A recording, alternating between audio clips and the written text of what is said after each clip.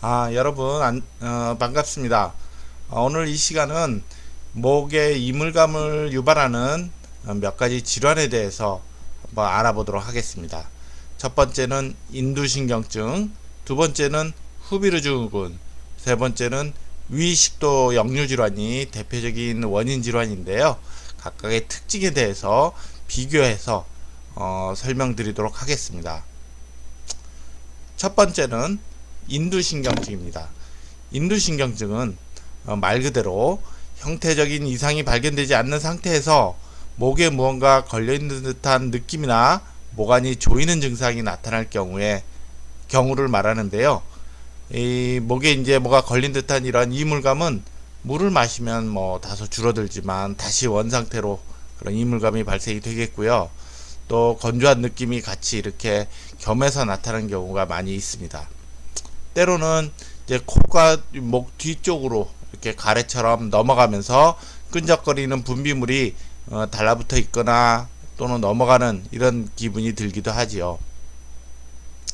그럼 이러한 인두신경증의 원인은 무엇일까요? 첫째는 이제 폐경기 이후에 여성에게서 많이 나타나는 질환의 특성을 고려해 보건데 여성 호르몬의 감소로 인해서 인후두의 점막이 이제 어떤 변화를 일으켜서 민감성이 높아진 것이 아닌가라고 추정되고 있긴 한데 아직 100% 규명이 되어 있지는 않고요. 아울러서 이제 한의학적으로는 매핵기라는 어떤 병증과 아주 유사해서 특히 이제 정서적인 자극에 의해서 기운의 소통이 잘 안 되고 이로 인해서 기체 이런 것이 이제 유발이 되거나 또는 화병과 같은 정서적인 요소가 관여된 것으로 설명하고 있습니다. 그래서 이러한 인두신경증의 진단은 가능성 있는 여러 가지 질환을 배제하고 나서 최종적으로 진단하게 되는데요. 먼저 이비인후과에서는 인두와 후두 부위에 이제 들여다보는 내시경 검사를 통해서 인후두의 형태적인 이상 여부를 살펴보게 되겠고요. 더불어서 인후두를 이제 자극하는 어떤 부비동이나 코의 질환의 유무에 대해서도 확인하게 되겠죠. 또한 소화기내과에서는 위식도를 관찰하기 위해서 위 내시경 검사를 해서 식도부에 염증이 있는지 또는 역류의 어떤 증거가 있는지 이런 것들을 같이 살펴보게 됩니다. 이러한 여러 가지 검사로도 이상이 발견되지 않을 경우에 이제 최종적으로 인두신경증이라고 진단을 하게 되겠죠. 다음은 후비루증후군입니다. 후비루는 코나 또는 부비동에서 우리 축농증이 유발되는 부위죠. 다량으로 이제 만들어진 어떤 점액이 목 뒤로 넘어가는 이런 느낌을 유발할 경우에 후비루라고 하는데 이러한 후비루는 비강을 덮고 있는 점액층이 이제 선모 운동에 의해서 뒤로 넘어가게 되는데 이때 이 분비물이 원래 많아지거나 또는 점액의 점성이 끈적끈적해지면서 후비루로서 느껴지게 되는 경우를 말합니다. 일반적으로는 이제 부비동염, 또 비염, 또 코가 막히거나 코 중격이 휘어 있거나 또는 부어 있는 경우 이런 경우에 흔하게 유발이 된다 이렇게 알려져 있습니다. 그래서 보시는 이 사진의 경우는 후비루가 뒤로 넘어가면서 구인두 부위, 이제 저 목젖 뒤편에 있는 부위가 구인두의 후벽에 해당이 되는데 그 부위에 달라붙어 있는 이런 후비루를 관찰할 수 있는 경우가 있습니다. 그래서 후비루증후군은 코안이나 부비동에서 생산된 점액이 목 뒤로 넘어가면서 또는 인두에 붙어있는 느낌이 특별한 앞서 말씀드린 어떤 특정적인 원인 질환 없이 만성적으로 나타나는 경우에 후비루증후군이라고 진단을 하게 되겠고요. 여기에 관련된 주요 증상은 먼저 지속적으로 목 뒤로 넘어가는 느낌을 계속 호소하게 되겠고요. 두 번째는 목에 점액이 고여 있는 듯한 이물감을 이제 느끼게 되니까 자기도 모르게 이제 반복적으로 그걸 제거하기 위해서 이와 같은 어떤 반복적인 행동을 하게 되겠고요. 또 만성적인 어떤 기침을 유발하거나 또 심한 경우에는 목이 아프거나 또 목이 조이는 듯한 느낌을 호소하기도 합니다. 그래서 보시는 도표는 후비루 증후군을 유발하는 발생 원인들을 이제 나열한 건데요.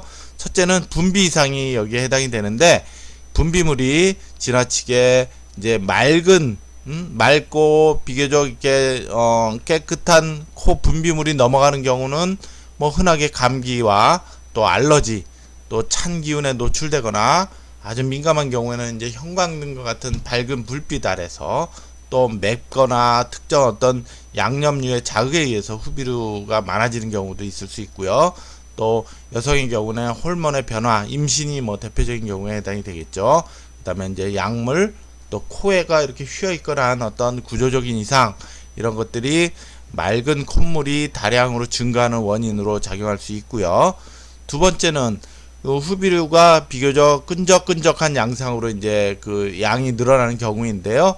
이 경우는 이제 특히 겨울철과 같이 실내 공기가 건조한 경우, 또 건초열, 비염, 또 비에 폴립이라고 해서 용종이 있거나 코가 부어 있거나 또 부비동염, 또 어떤 유제품과 같은 음식에 대한 알레르기 반응으로서 이렇게 나타나게 되는데, 일반적으로 이러한 이제 후비루가 맑은 분비물이 옅은 녹색이나 노란색으로 이제 변하게 되면 어떤 미생물의 감염이나 이런 것을 이제 의심할 수 있는 하나의 증거가 되겠죠.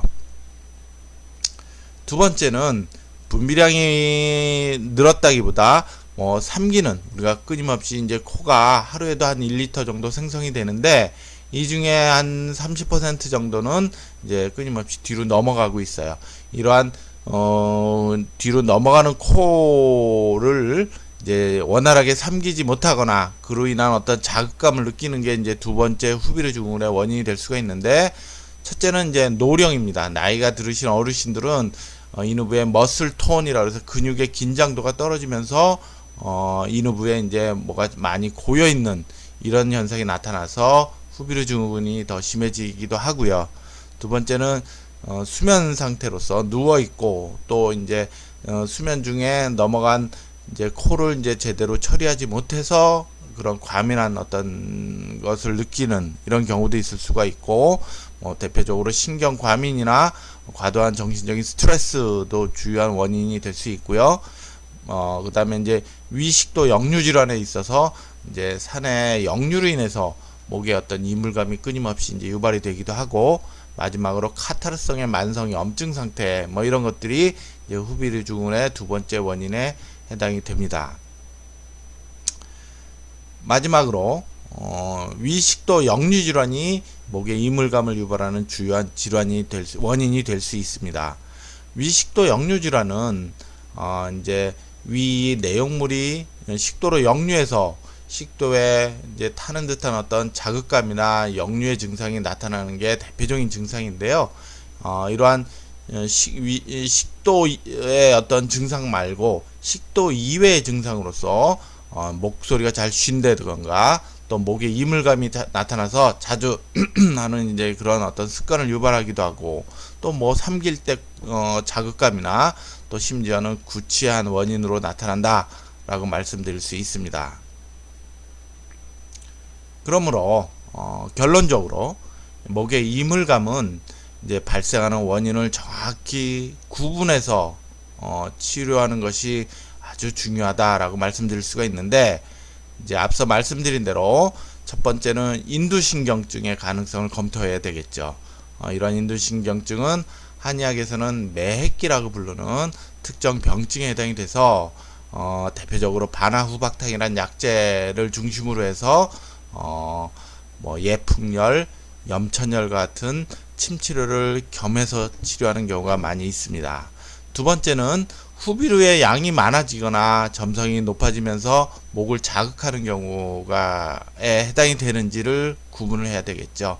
뭐 대표적인 어떤 알러지나 또 부비동염, 또 실제로 후비루가 이제 과량 늘어나는 여러 가지 경우들을 잘 감별해야 되겠고요.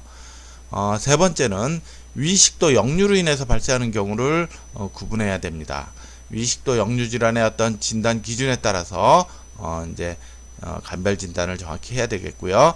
그 외에 이제 만성적으로 인두염이 있는지 이런 건 이제 이비인후과에서 이제 들여다 봐야 되겠죠.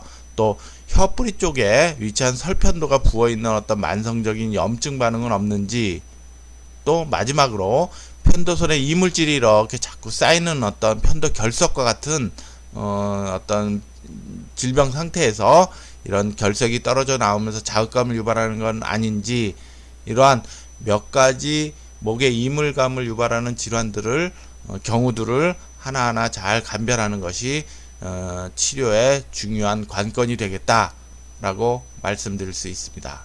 이상으로 목 이물감을 유발하는 원인 질환에 대해서 알아보았습니다. 감사합니다.